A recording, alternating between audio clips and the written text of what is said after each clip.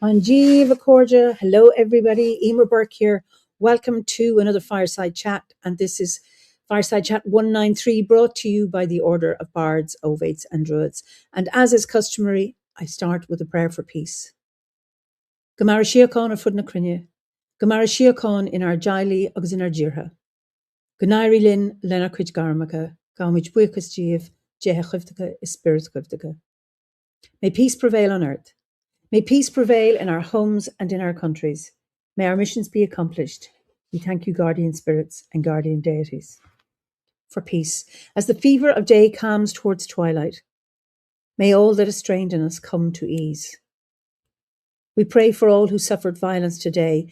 May an unexpected serenity surprise them. For those who risk their lives each day for peace, may their hearts glimpse providence at the heart of history. That those who make riches from violence and war might hear in their dreams the cries of the lost. That those who enjoy the privilege of peace might not forget the tormented brothers and sisters, and that we might see through our fear of each other a new vision to heal our fatal attraction to aggression. The wolf might lie down with the lamb, that our swords be beaten into ploughshares, and no hurt or harm be done anywhere along the Holy Mountain, with thanks to John O'Donoghue. So let me see where people are from. South Wales, Hertfordshire, Italy, lovely. Eindhoven, the Netherlands, wonderful. From the sunny, freezing Pacific Northwest coast. Well, it's damp, not freezing here, but it's kind of damp and wet. From the frosted arse of Calgary, bless you. Edinburgh, lovely. A very wet Wales. Anyway, it's all lovely to see you. Kevin and Leslie in Sligo, on how it is there. Brilliant. Rainy again, Slough. Boston, wonderful to see you. Danish border, North Germany near the Danish border. Wyoming, beautiful, beautiful. Sussex, okay, assume is Oklahoma. Sierra Nevada, mountains in California. Ulster, soggy Northamptonshire. Well, we are going to, I don't know what it's like in Cavan today, but I'd like to introduce you to my guest this evening, Daniel Downey. Daniel, you're in Cavan, so you're so welcome to this fiery chat. So what is it like in Cavan? It's beautifully soggy, so it is. It's gorgeously misty, foggy, and mysterious. And it's one of those evenings that chills you to the bone without being freezing, but gorgeous out there. Yeah. Oh, I love your positive attitude. So tell me, or tell our viewers, Chris, we were chatting not too long ago in Cavan. So tell our viewers what Cavan is like. I know it has got 365 lakes and 365 drumlins and maybe 365 people. I have no idea, but just yeah. So look, Cavan is the ultimate liminal space, I suppose. We're on the boundary. We're southern Ulster. Which is where and what we're part of makes us very much other to the other areas of Ireland. Cavan's a place of drumlins, so ups and downs, the hollowed hills and the hilly hills, and it's beautiful. It's really, when I was young, I didn't like it. I wanted to escape the whole time, and when I lived abroad for many years, I really gained a deep appreciation of just a kind of humdrum, beautiful drumlin landscape. And that's Cavan in essence. I mean, we were described doing geography in school, Cavan, you know, the drumlins, they're like eggs in a basket, you know. And then it's interesting with drumlins, because, I mean, they're like these sandy hills left by the Ice Age as the ice melted and retreated. And we have, so I come from the Midlands, we had the Escaria, which is that roadway that actually was a roadway from Tara to the west, I suppose to Rathcroghan, really, right through the centre of Ireland. And a quite magical notion, these ancient roadways. And then the drumlins are these, I suppose, little hills. And yet, with all your lakes, it seems to be, I've never really appreciated Cavan until I started driving through it. In these villages, you know, the back roads, and then you're finding lakes everywhere. Pat says, Cavan reminds me of Strangford Lough with the drumlin landscape. And then you have the same tale of the 265 islands. Well, it's 365 in Cavan, because Cavan always better than everybody else and have way more than anybody else. But do you have any sense of the liminality around the lakes in Cavan? I think yes, in the sense that not just the lakes, it's also, and I think we've discussed this just recently about the bogs. So for every height, you have a depth. So Cavan has been famous for when it rains enough, just like our commenter has said there, it is 365 islands because the waters rise. I myself live on the side of a drumlin, but when it rains enough, this actually becomes an island. We have to use a boat to get in and out or wade in welly boots. And it's, some of the neighbors complain, but I think it's wonderful. You can see the land breathe up and down. We live on the Erin River, so it does regularly flood, which is inconveniently beautiful, really beautiful. But you do get a sense of the liminal space, both from the point of view of the other beneath and within nature, very close to you. And you still have that sense of untamed nature, that there's parts of this county that still haven't tamed, and it's itself, it's its own space. Yeah, your connection, you keep breaking a bit. So can you just repeat that again? Oh, sure. Yeah, so I suppose it's from a liminal point of view, it's very much a space of bogs, of lakes. It's a space which I suppose it gifts you a sense of its own space. The cow and the plough don't really have dominion over Cavan. It's a landscape in and of itself. The bogs are untamed. There's areas around lakes that are complete wildernesses. And I love that. I really love that you still have that sense of otherness in nature, that it belongs to itself and not to humankind, which is beautiful. That's beautiful. So we're both Namona at all in Cavan? No, not whatsoever. The bogs are too small. We have too many. If you want industrial bogs, it's not the right place to come to. We have too many small bogs in between the hollows of the hills. So the hills actually work to our advantage. That eggs in a basket topography works in our advantage very much so. Yeah. You're so lucky because for our non-Irish viewers, Board Namona was our turf board, and turf was our main source of fuel for so long, and still is in rural areas for some people who have turbary rights to be able to harvest their own turf. But where I come from, in the middle of the bog, in the Midlands of Ireland, we made electricity out of peat. We had briquettes and turf. And that was a really, really important source of fuel and electricity. And it's interesting how, and then of course our bogs are now, they're no longer being harvested. They're beginning to be restored, and bogs, and now instead of being seen as places to be exploited and harvested, they're now seen as very, very special ecosystems, places of biodiversity. And it's interesting to see how the trees are beginning to come back in the bogs. And of course, bogs, like I said, they're repository, they're like banks. So many things have been preserved: butter, bodies, gold. They found various hoards over the years while they were harvesting the turf. Even they found butter that was still perfectly preserved, that was thousands of years old. Really, and again, that notion that it's liminal because it's a dangerous place. You don't walk careful when you're walking in the bogs. You don't go there at night. You have the will-o'-the-wisps, these lights that, are they the souls trying to find their way through the other world? Are they spirits? What are they?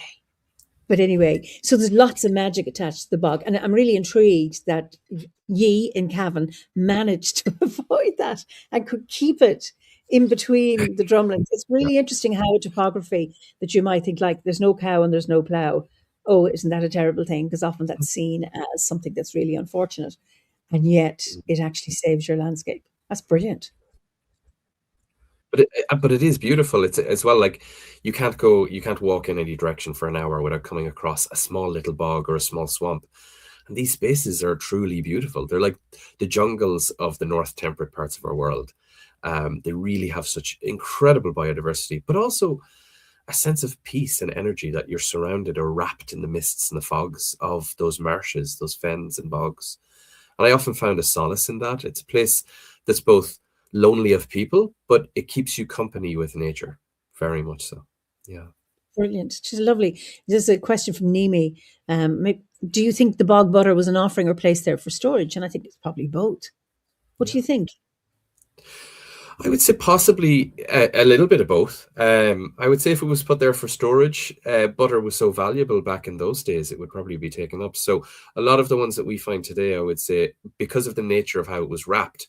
So we have a huge nugget of bog butter that was found in County Cavan on the borders with and it's beautiful. It's in Cavan Museum. It was sent to the National Museum. And it is when you touch it. A colleague of mine, she works in the museum, she touched it. It still feels like butter. It still smells like butter. And it was carefully placed in the bog, very carefully. Not thrown in as storage. You can get a sense that it was something that was done very deliberately. Yeah. I would imagine it didn't. I kind of thought it would have been very careless to have lost it. And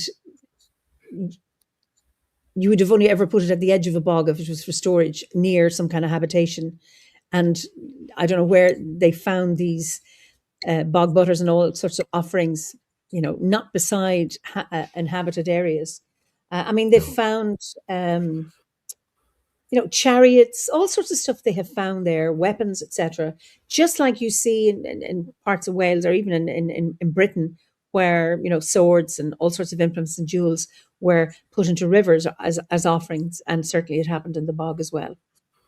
Yeah, it's certainly a place, and again, that comes back to what we were talking about there about even today, identifying the bog or the marsh or the fen as a place where nature is strongest. I'm sure that would have had a draw to the people of olden times, that we may not have a forest to go to because of the landscape to make offerings or to be closer to nature, but there is a place that is, let's say, it's other than human and therefore has an identity or a spirit of its own. Let's make offerings to that spirit, to the manifestation of nature there in that space. And I think especially in an area where, like, for example, when Cromwell came to Ireland, Cavan was one of the last areas that held out against him. It was nothing to do with the people. I'm going to admit that. It was entirely down to the landscape because it was so inhospitable for crossing. So, yeah. Brilliant. I love that. Absolutely. How your landscape supports you and protects you and keeps you, I suppose, yeah. And I suppose it struck me with the it's interesting. Sounds like such a magical landscape and one a person could spiritually flourish in. The land claims their own. It's really interesting because I come from the bog and I thought it was it was flat, brown, dull, dreary. People speak with a flat accent. Everything is just dumbed down. And growing up, I thought I could never get away from it. And it's only now as an adult that I can go back to the bog where I come from. Loch Bura it's now a parkland. It's a place now of restoration and renewal. The turf is no longer harvested. And it's lovely now. You see the trees and everything is coming back. Nature is coming back again. It's a place of recreation. There are art installations there. I did a performance there in 2024, along with other people, called A Day on the Bog. And it's now regarded. And what's fascinating is the biodiversity. It reminds me of Obod. The more biodiversity you have, the more diversity you have, the richer the richer the environment is. And when I discovered that Drosera, which I used to take that homeopathically, what was I taking Drosera for? Can't remember.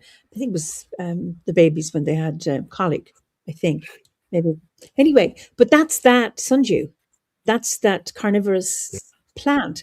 So when I first came across carnivorous plants, I thought they were tropical. I didn't think for a minute that they grew in the bog where I come from. And I just, I find that just so fascinating. Rob John says, would the bogs have specific spirits unique to each one, or would it be an overarching spirit? Do you want to answer that? I do feel that when you go to a particular bog, it has its own identity, its own feeling. I know, for example, there was a bog, Tururcan, where I grew up, and it's certainly had a feeling of its own identity, its own spirit. Here on the banks of the Erne River, it feels different. there is another bog just across the river from me, about 200 yards away. You take a boat across, and as soon as you go across, there's a feeling of, not in a hostile way, a feeling of forbidding, a feeling of this is not a place for us. This is a place of its own. That was completely different to the feeling of the bog I grew up near. And they're only 5 kilometers, 10 kilometers from each other.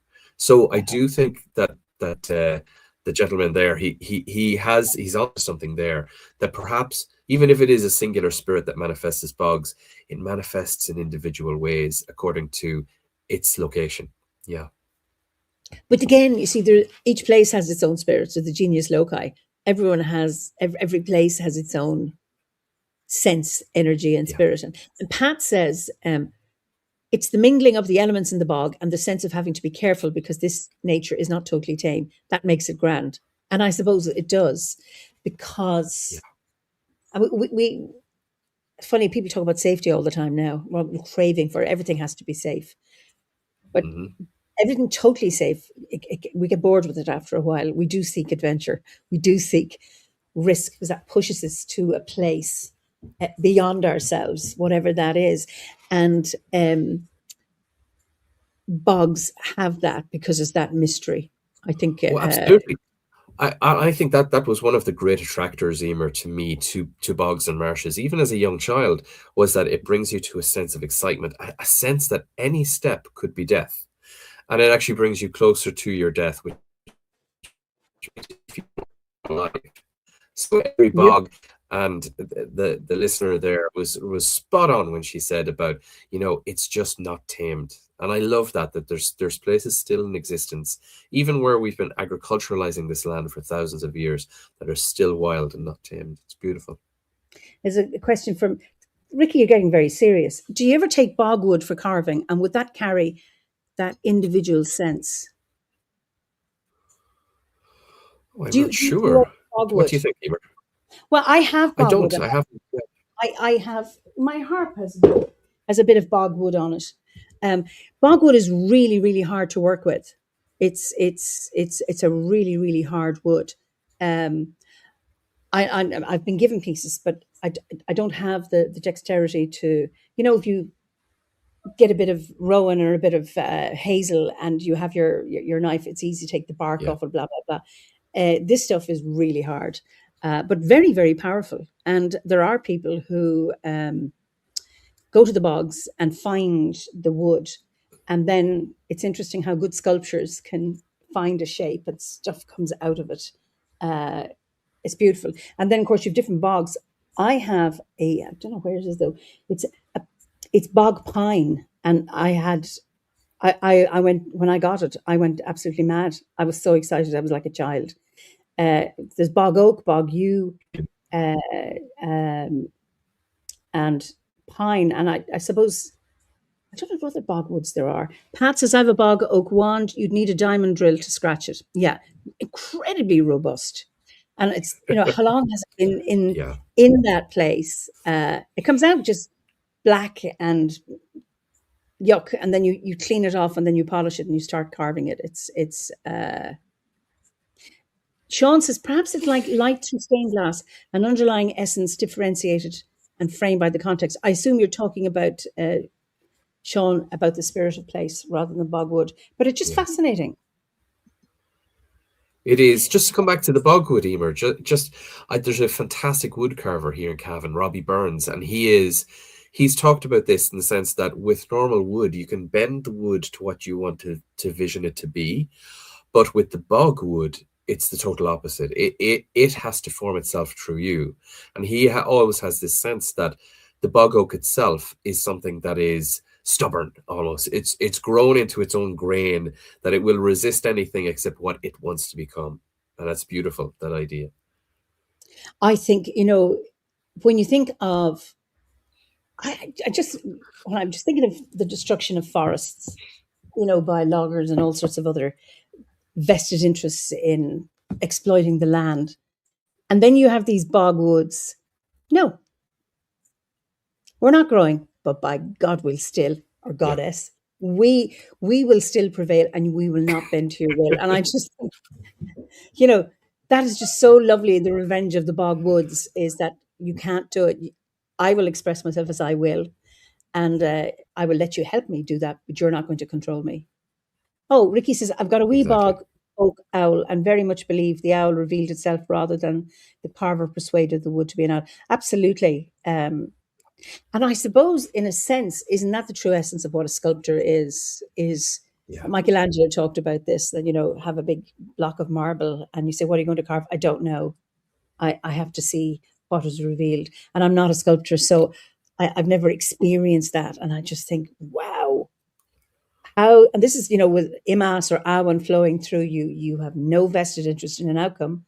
You want to create something, but you are going to just wait and see what comes through you and whatever it is, the marble or the stone or the wood that you're using. And I Is find that that not fascinating. also, whether you're creative or you think you're not creative, because everybody has that creative spark within them, but is that not also a sense of how you live your life? That the life is unveiled to you. There's Anthony de Mello has a fantastic analogy where he talks about that we're a stubborn block of stone at the beginning, and every hurt, every pain is into the beautiful figure we are. And I love that. Can I you love that can you idea. repeat that, Daniel? We You just reveal broke up. ourselves. Yeah. Can you repeat that again? You So it's just the broke up. idea that we're so just the idea that we're like normal blocks of stone, and with every pain, every hurt, or every stumble along the way, we chip a little piece off and become the beautiful craft that we are, the beautiful sculpture that we are. And I think that's a gorgeous sentiment. So yeah.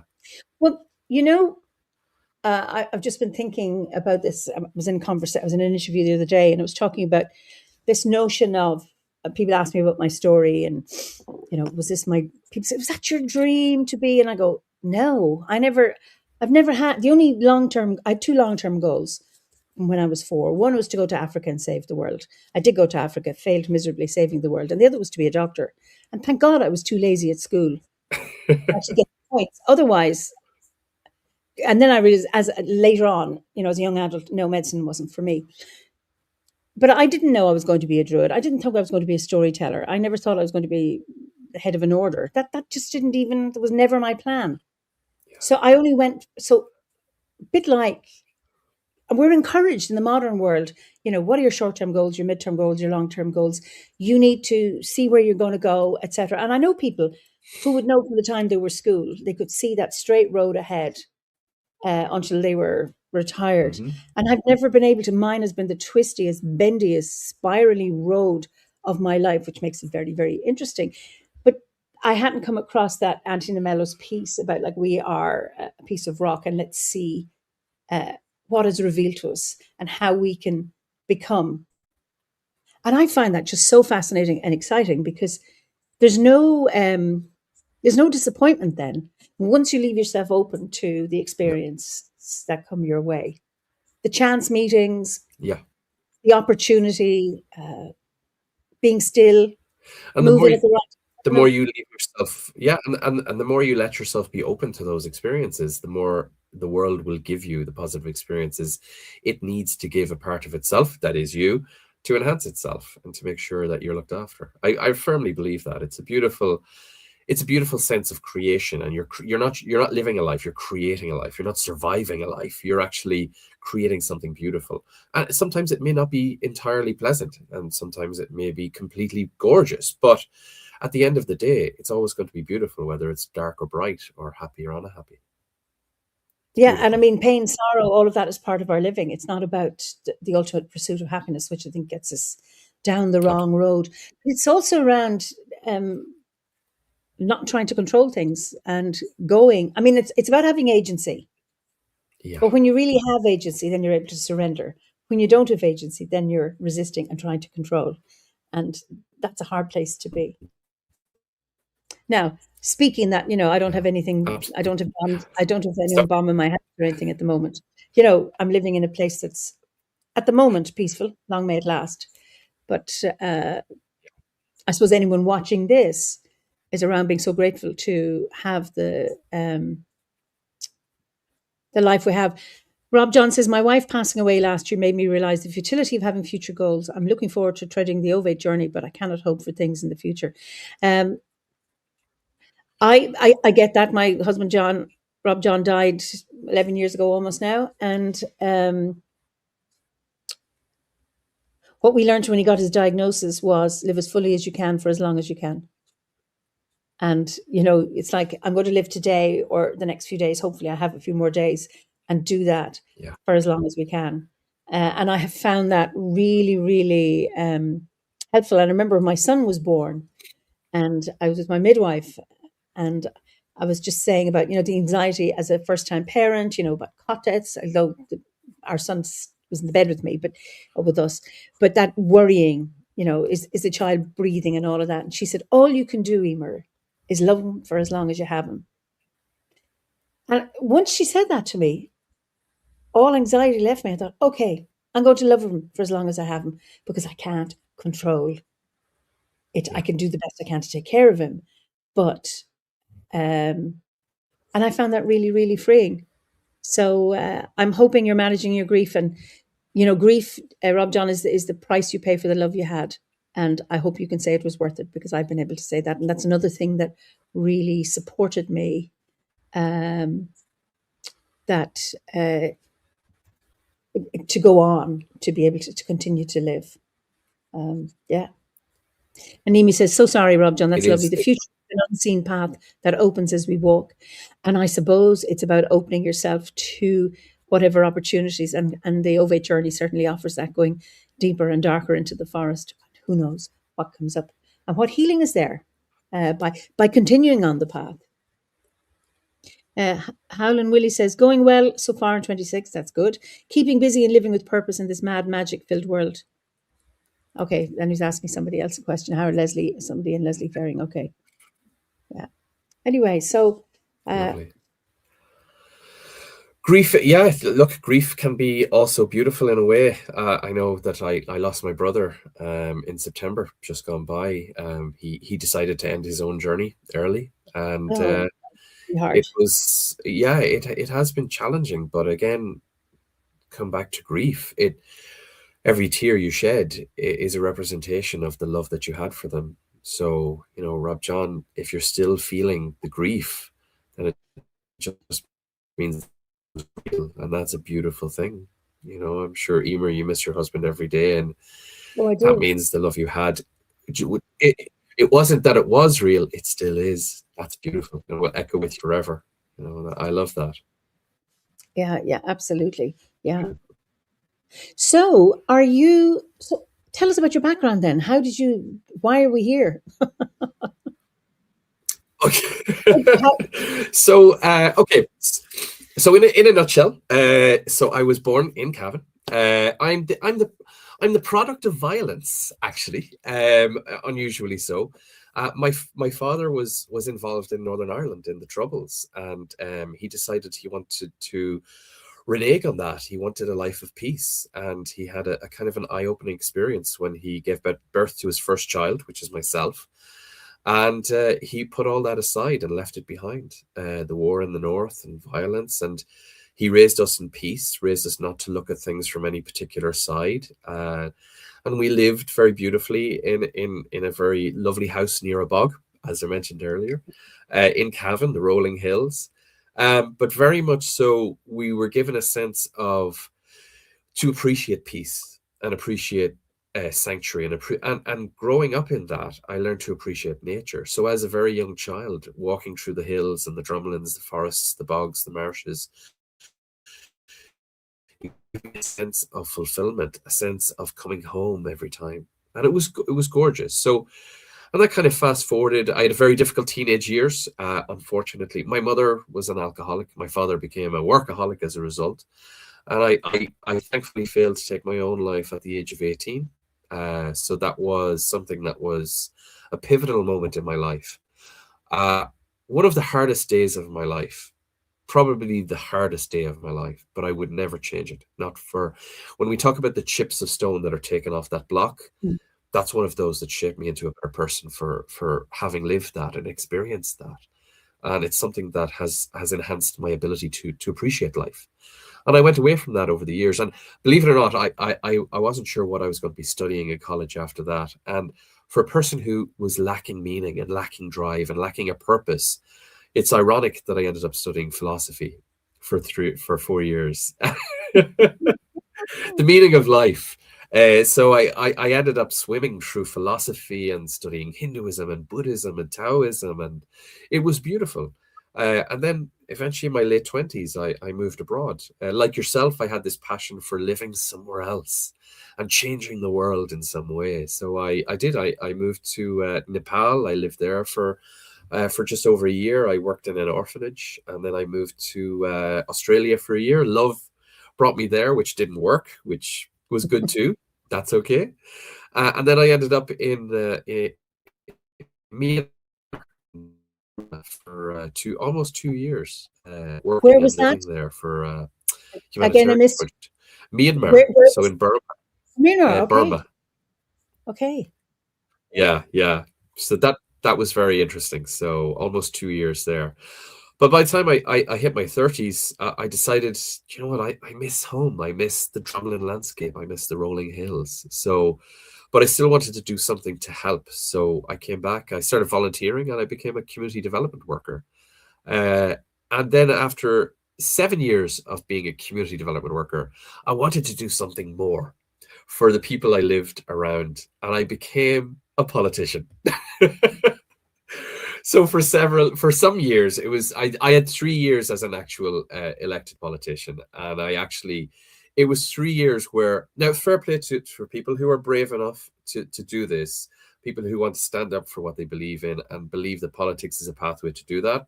I Hats off to them, absolutely. But it just wasn't me. I felt like something was shriveling, dwindling away within myself. And I remember the day, Eimear, when I stopped becoming a politician. And I felt like a release. I started writing poetry. I started painting again. I started going out into nature again. And I felt like I had gone for walks before, but it was through scenery. It wasn't through nature. I would walk past trees, but not walk in a forest. There was a difference that made so much of a difference. And I felt like I had come back home to the same young person I was when I was young. When I ran through the fields and through the bogs and meadows. So that's what actually led me to OBOD, was failing to be a politician led me to reigniting my passion and beauty for nature. And it was that I realized that all I really need, I don't need a cathedral, I don't need a podium, I don't need a spokesperson. All I really need is a river and a forest. And that's it.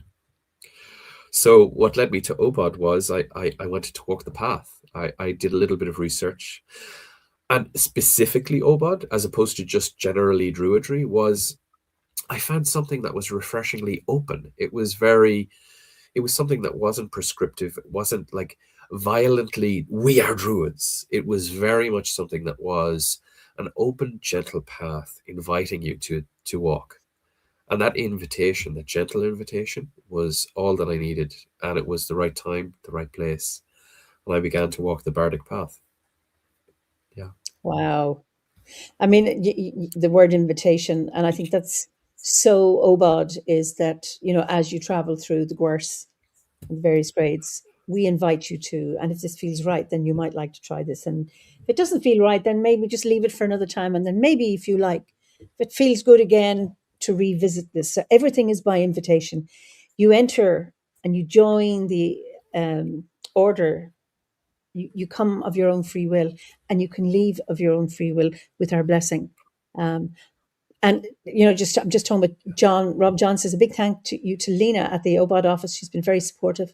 Without the support of certain members of the Grove here and the actual Grove itself, I don't think I'd have got this far. I'm so grateful to OBOD, and thank you for that feedback, Rob John. I don't know you, and I didn't know about your wife, but I think it's just so lovely that we have an order that supports and holds people, and that with the seed groups we have all over the world, and the groves, that for those who are not solitary practitioners, I think it's really hard sometimes if you're a solitary practitioner. But for those who have that community, and now we have our virtual groves and with the hearth to provide that container of support for people. I think it's just beautiful. And it's again by invitation. That's what's so really nice about it. Yeah, absolutely. What I love as well is, and this is something that was very important to me, that you're not just consuming the material; it gives you time to digest it as well.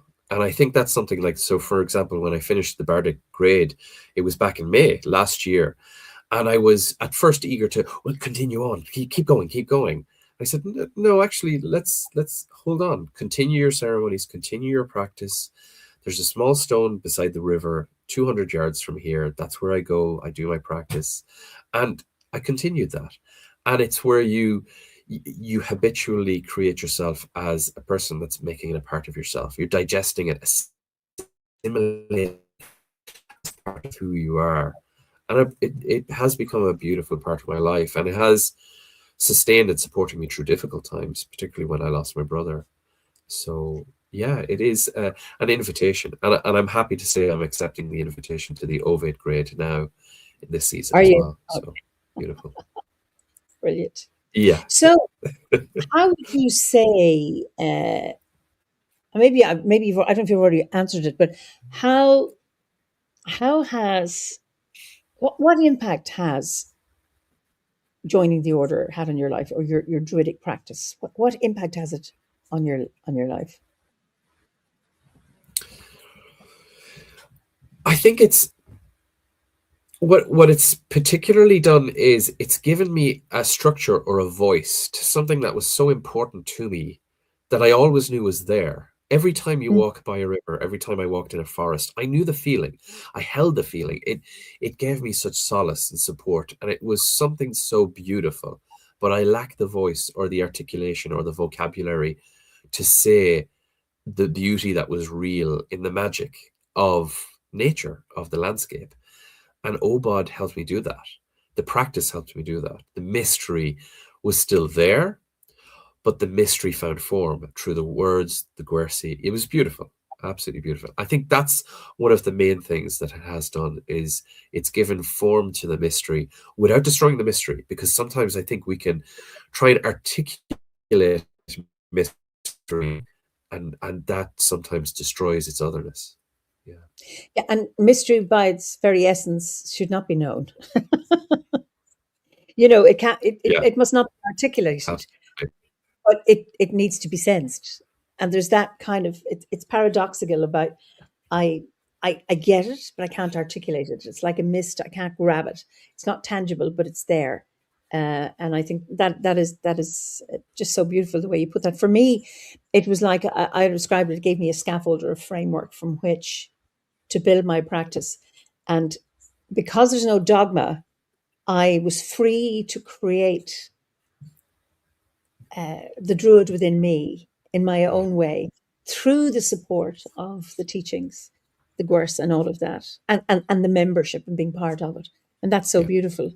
Um, I was asked about, how do we manage with gurus the other day? And it's like, well, I know about there can't be a guru because there's no dogma. yeah, And people, every, so it's not a qualification. You join the order, you start on the bardic grade, you go through the course, etc. But you do it at your own pace. There's no right way, there's no wrong way. What you're asked to do is reflect on your experience. You don't get an exam at the end where you have to get all the right answers. I don't know what a good druid is. I don't know what a bad druid is. And so there is no guru because there's no somebody telling you what to do with your life.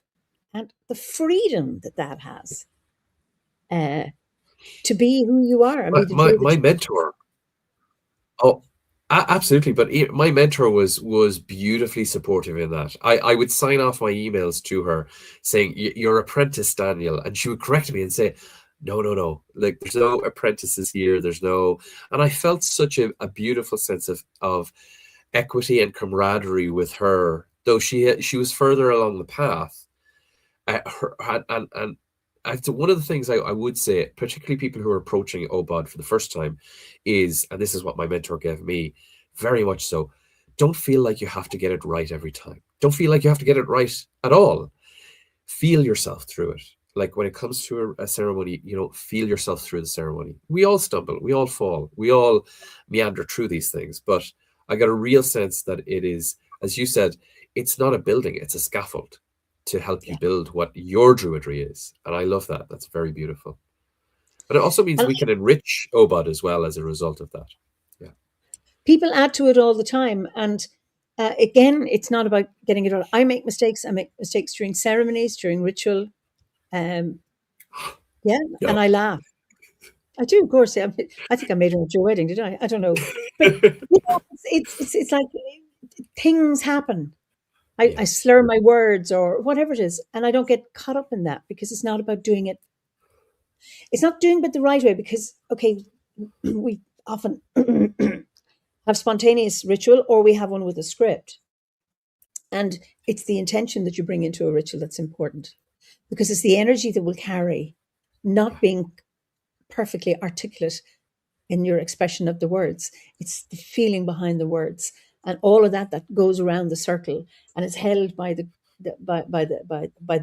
community that's there. That's what's important, and it's not performative. And that's what's really important to remember. And like you're referring to yourself as an apprentice. There's no such thing as a baby druid. I hear this, people say, "Oh, baby druids." It's like, no, you're not. There's no babies here. We're all adults because you have to be over 18, and we're at different parts. And it doesn't matter where you are on the path. I'm never interested. I mean, I know you, but I had no idea what grade you were on, and nor did it bother me. I wasn't interested. I'm not interested. I'm interested in hearing what you have to say, but it doesn't matter to me in terms of how I relate to you, how far you are on your path. And it never has been, certainly not on this side of the, in the OBOD that I know. And Arcturus Druid says, Druidry is the embracing of what we aspire to be rather than chasing perfection.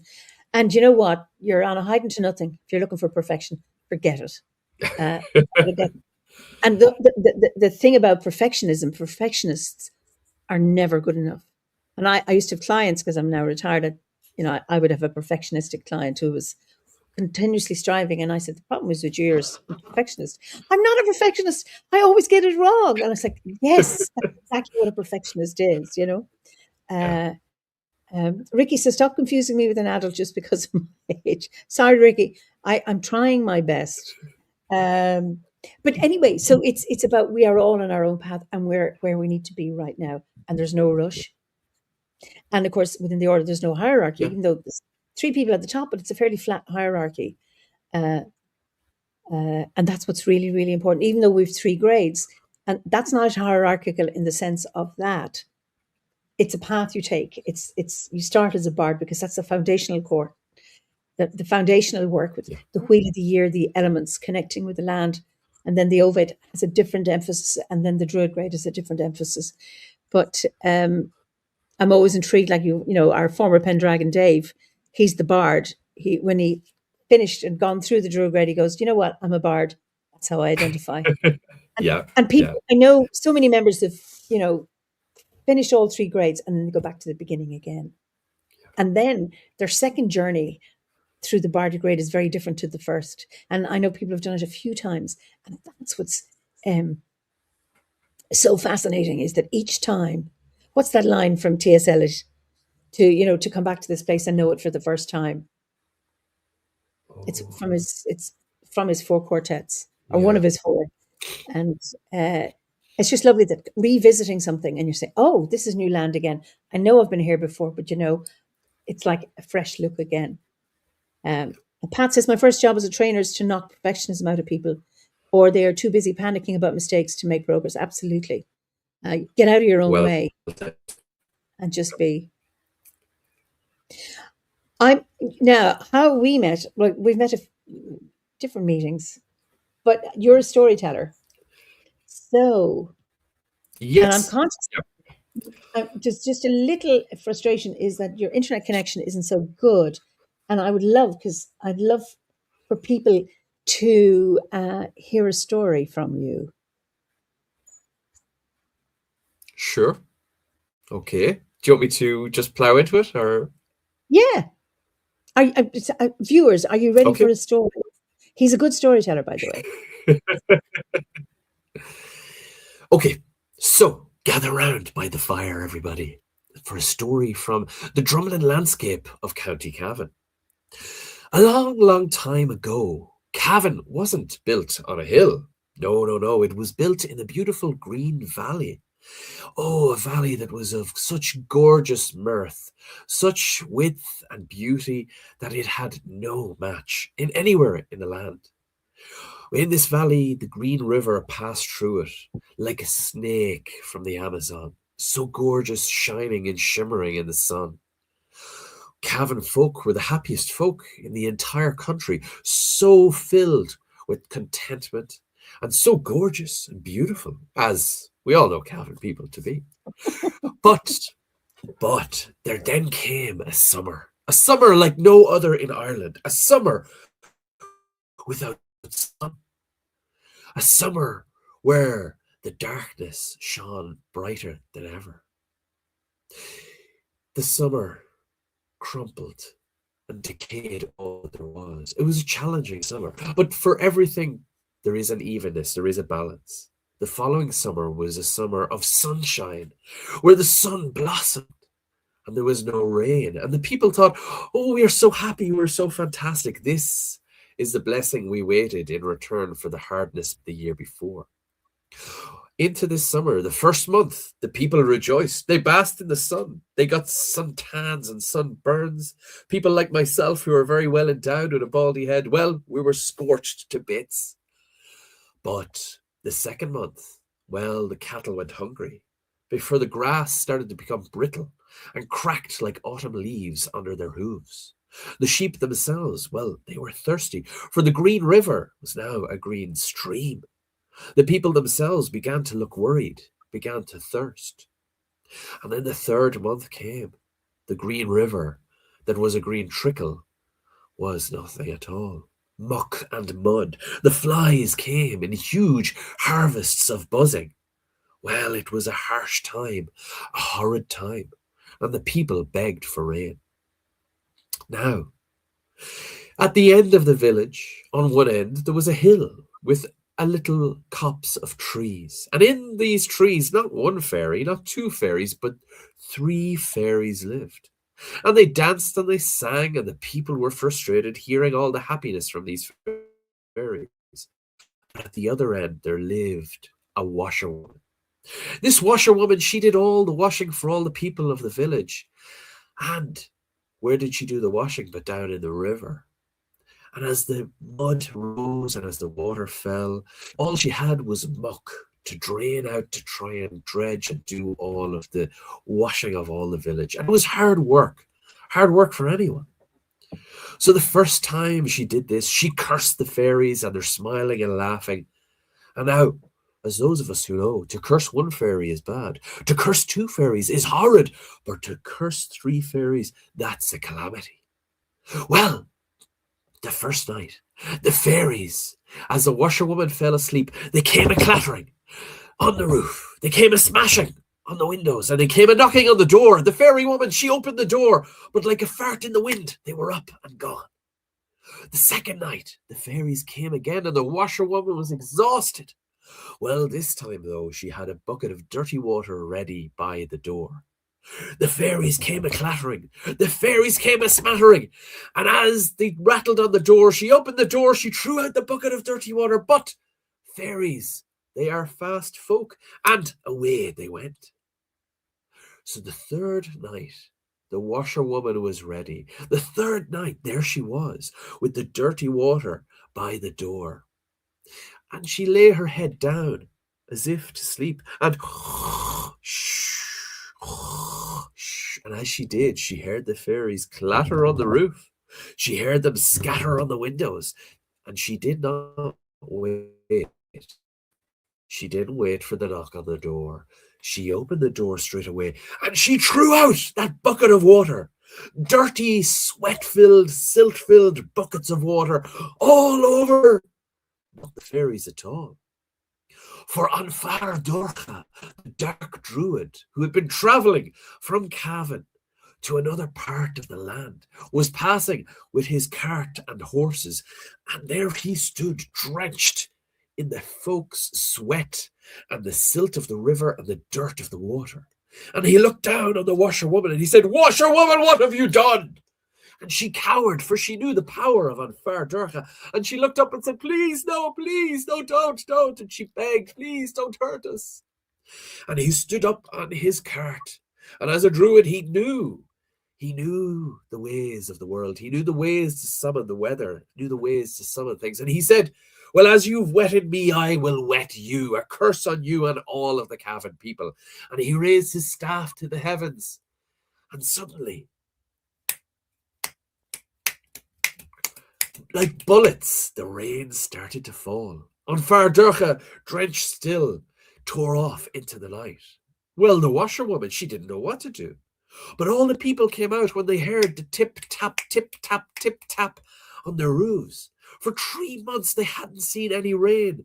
The river, it became, that horrible little sump of a river became a trickle once more. Well, the rain poured and poured. The people came out. They danced in the rain. They took their clothes off, shampooed their heads and their hairs. And they had a glorious time. And they said, oh, the drought is gone. The drought is gone. And they blessed the rain, so they did. But be careful. For everything there is a balance, and for every crossing there is a curse. The rain swelled and swelled. The green trickle became a green river. The green river burst its banks into the people's homes. It flowed. Up through the stairs, it gorged and swelled. And the washerwoman and the people of Cavan, they fled up on top of a hill, where today Cavan town now stands. But that is the story of the first Cavan town, now located at the bottom of what we call the Green Lake to this day, which was once the Green River and the Green Vale. But if you're traveling to Cavan from the direction of Dublin, just before you come into the town, there's a little park by a little lake. And across that little lake, there is a little island with a cronog on the top and a copse of trees. And on that island, which was once a hill, if it's a very early morning, and the sun is rising in the summertime, and you see the scorch and feel the heat, if you hear the laughter of not one fairy, not two fairies, but 3 fairies from that island of trees, mock them not, for we will have a drenching, a pouring, a tsunami of rainfall, as we once did when the first Cavan town was destroyed. Thank you. Thank you. Oh, that's just lovely. Absolutely lovely. Brilliant. What got you into storytelling, Daniel? Actually, do you know, it was Obot. It was when I signed up to do the Bardic grade, I read about storytelling, and it just so happened that there was an organized event happening very near here in Enniskillen, and it was training in storytelling by Storytellers of Ireland and the Armstrong Trust, and it was called Border Talk, and they were looking for 6 of us from Cavan and 6 of us from Fermanagh, either sides of the border, to bring us together to tell local stories. And that was the first story I came up with. I researched the origins of Cavan town, how it used to lay at the bottom of the lake, and how there is a folklore story here about how a druid was insulted and the lake rose because he called the rains down upon the people. So that was the first story I devised. We had to do a story at the end of our training as a small test in front of an audience. That was the first story I did. And 2 years later, and 48 stories later, and over 1,200 people later, listening to my stories, putting up with them, I'm still a storyteller, and I still love it. So, yeah, it's a beautiful thing. Yeah. And of course, I heard you in August in Cavan, and did I also hear you? I know in Fermanagh and Enniskillen. Did you do it as well in Enniskillen? And then of course, in Cavan last week recently. Yeah. I thought you'd been telling for much longer than that. No, 2 years. Yeah, it's a new vibrancy. Yeah. Wow. I when I was on the bardic grade, I struggled because I wasn't a bard. I was not. And Howard, my husband, would spit out poetry. He'd be down, beside the cooker in the kitchen, waiting for the dough to rise or the bread to cook, and he'd be writing away. And I'm going, here I am. I was doing ovatic stuff all the time. And it wasn't until I'd handed in my review, I was at a gathering of shamans and I started telling stories. And it's like, it just opened up. And I've never looked back. That was 2009, I remember, Beautiful. in Dundee. I just started doing it, and I could always tell a good joke, but I didn't value that because I thought that's too flip. I mean, somebody would tell me a joke, and then I would embellish it and make a story Yeah. out of it. But that was just for entertainment. It had no value in my head. But for any And listeners or viewers who have not heard you storytell, it is an absolute treat, folks, to the senses, because Eimear, she doesn't tell a story; she mesmerizes with the story. go She on. she weaves it and brings you into the story. So it is an absolute treat. You certainly don't just tell a story. So thank you so much. And of course, we have, our storytelling once a month. We meet on the Hearth, so you must join us. That's on the next one is on the 12th of February, online, which is beautiful. Now, Jules has a question for you. I've been enchanted. Indeed, a magnificent storyteller. She's talking about you. Do you have a YouTube channel? If not, you would have a fabulous one. Bravo. Thank you so much. Thank you. Well, I tell you what, you can actually hear another one of my stories on the Border Talk or Storytellers of Ireland YouTube channel. Okay, Storytellers of Ireland. 6 months up there.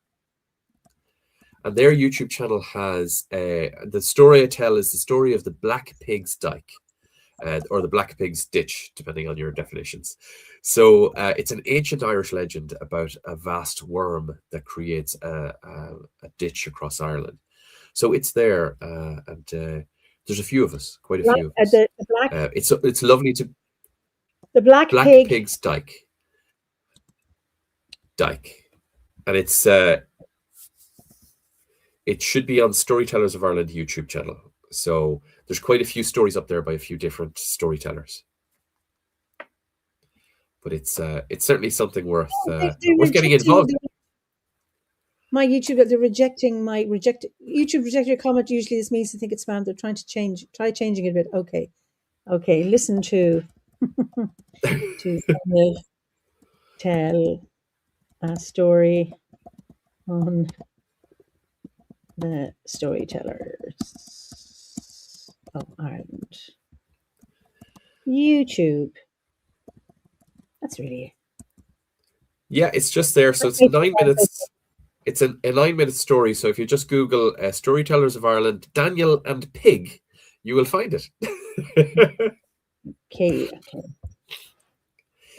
So to answer that person's question, no, I don't have a YouTube channel. However, I have been thinking of setting one up because my aim was to actually develop a story for every week of the year, and I'm at 48 stories so far. So when I hit my 52, I'll take a break and then I'll start doing storytelling. I'll also get over this flu, so I'll be storytelling a lot better in about a week or two. But I would love to storytell for people. Yeah.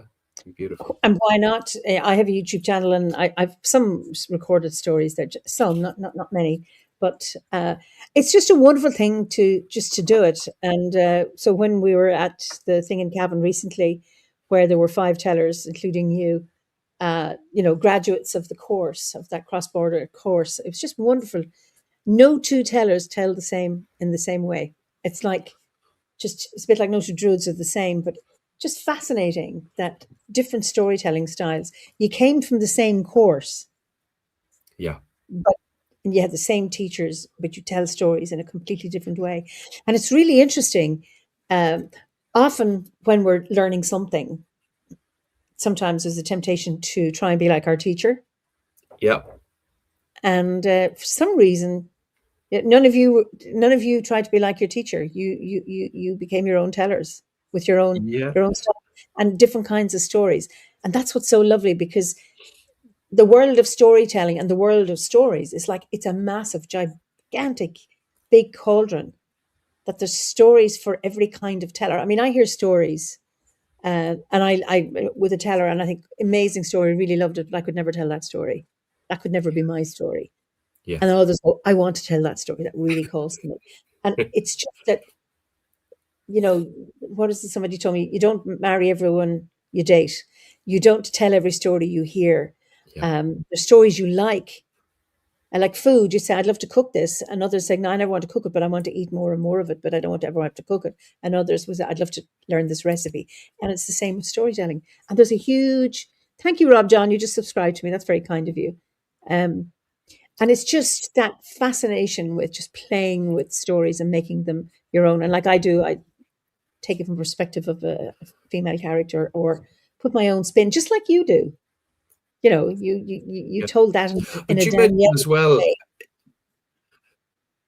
Go on. yeah. But you mentioned as well about people going back to, for example, the Bardic Grade again, and it's totally different. But a story is like that. It's like a living thing. And I've told a story. I've told you the same story twice, and you've heard it two different ways, very different ways. The funeral Politician. addict, the story about the Yes. banshee and the Yeah. politician. Yeah. So again, it's very. It's almost like the philosopher Heraclitus says: you never walk into the same river twice, not because it's a different river, but because you're a different person every time. That's right. Yeah. So a story will be different every single time. It's beautiful. Absolutely. And yeah, so yes, this is somebody else had put this there in a similar vein to the T.S. Eliot quote, no man ever steps in, for it's not the same river and he's not the same man. And then Thank you, somebody Rick. else had found Ricky. Thank you, Ricky. I've got great people, researchers as viewers. You just put out a question or something comes up and neither of us know the answer and someone will come up with it. We shall not cease from exploration, and the end of all our exploring will be to arrive where we started and know the place for the first time. It's And beautiful. I think the thing about storytelling is that I know I'll tell a story different times, but the audience will be different. So you weave in something else that's topical, or you forget something, or something else comes into you, and it's about that how organic and dynamic storytelling is. That it's not learning off lines, Yeah. but it's actually embodying the story and then just seeing what happens. And there's a Oh, magic to that. Eimear, Just my one of the funniest moments I ever had was exactly to do with this. I went to a school to do storytelling, and it were very different ages. There were ages from 5 to about 9, 10 years of age. So the young children, I just assumed I never story told to children before, but I just assumed I'll do some children's stories, lovely stuff. And I started telling all these stories. The younger children loved them. And I got to the older children and they looked bored witless. And I actually stopped and I said, are you not enjoying these? Are you not? And they're like, I thought they were going to be scary. So I busted out the changeling story, which is a terrifying story of a creature, like an absolutely gnarled, horrific creature that comes, steals the baby, and replaces it with itself or with another member of its changeling tribe. And the story has a part in it where the changeling is basically saying, Mommy, feed me. And you have to do this 3 times because things happen in trees and stories. And it's wonderful because at the end of it, the children, I thought, this is maybe too much. It's a very dark story, dark ending. And as I was leaving, the children all were in the playground outside going, Mommy, feed me, to each other, repeating this. And they came back to their teachers and said that they loved that they'd been given a story that wasn't Disney. They were given a story that felt real, like that was dark and had horror. And they loved being scared, not being cushioned. And I think that's something that our storytelling is very, very good at doing this. It's summoning just something that's a little bit edgy and gives you the feelings you need to feel or you want to feel. That beautiful edginess you have. To come right back to the start of our conversation, the same feeling you have when you walk into a swamp. It's that slight fear, slight danger, and a story that does that, that gives you that. That's beautiful. Yeah. well, I was telling stories at sound time, and I'm told to go mix people. So I thought, okay, I have my sound stories, which there's Over, there's Thorn, and the Dracula, and a few others. And I thought, will I, won't I, will I, won't I? And I could see loads of kids. But there were parents there. And I always think, well, if there's children there, it's the parents' responsibility to make sure they're safe. Particularly if there's a crazy storyteller telling scary stories. But I said, who wants a scary story? Are you sure you want? How's really scary? Tell me I can't hear you.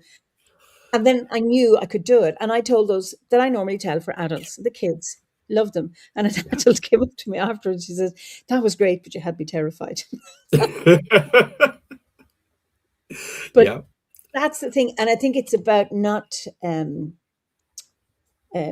sacralizing, if that's a word, is just to keep it rich and alive. Yeah. And of course, research has shown that the children who are overprotected from life, parents lie when a pet dies and they don't let them experience any kind of hardship or any kind of unfairness or whatever. Those children and those who have not been protected from violence and abuse do equally badly. The children who are exposed to the normal life events, grief, sorrow, disappointment, rejection, as well as love and challenge and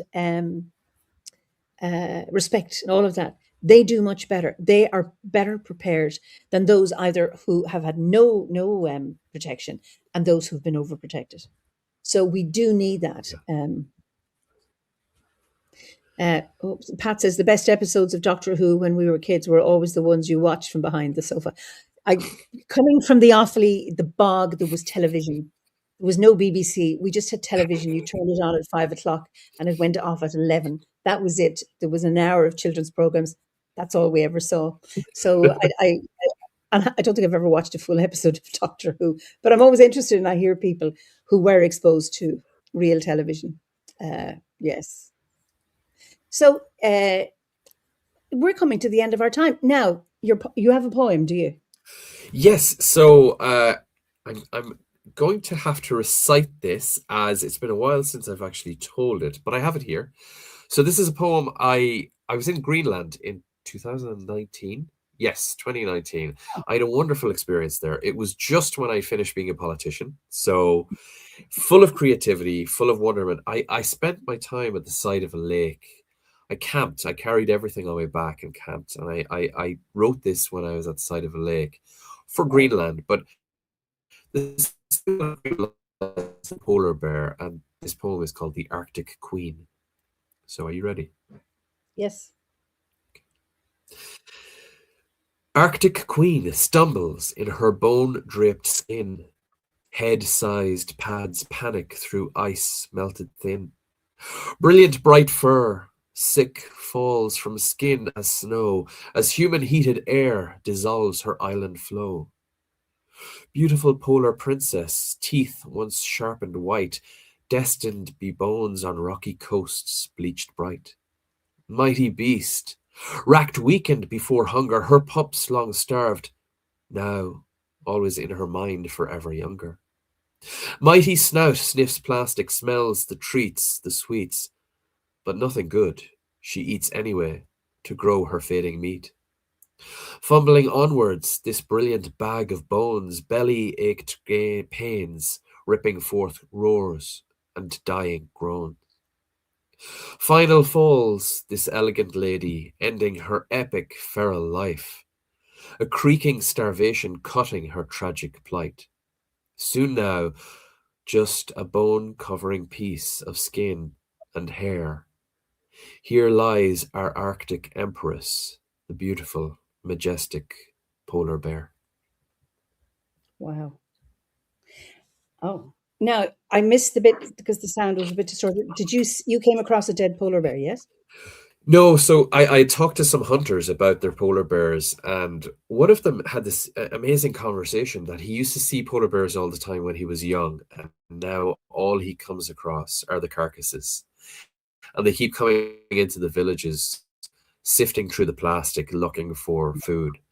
And it just brought me home to the fact of not everything is happy in this world. And I thought recently, with Greenland being in the news, I might just summon that poem as well. But again, to come back to what we're talking about, storytelling and the children and the scary stories, it's not that we want something that's always happy. We want to feel something.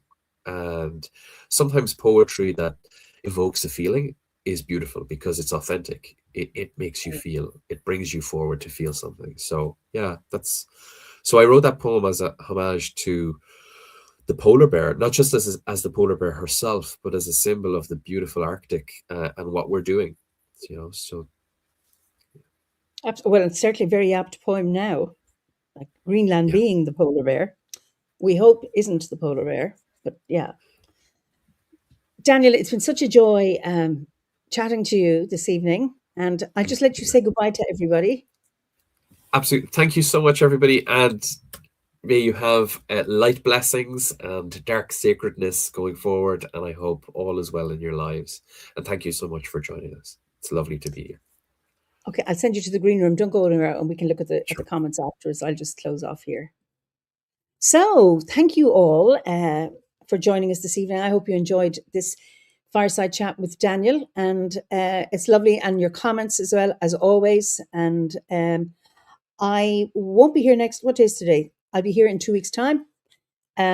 So I'm going to be storytelling next week. So it's just lovely as always to be here and to have your company and to join for these chats. So until we meet again, so Banachti Imulk Chief Galer, may Bridget surround you with her cloak of healing, courage. May she inspire all the poets and artists out there. Help the forgers of steel and those who forge peace with the swords of peace and bring healing to all of us. So until we meet again, have a good day, good evening, good morning, or if you're watching a recording of this, until we meet again. Slán go fóill.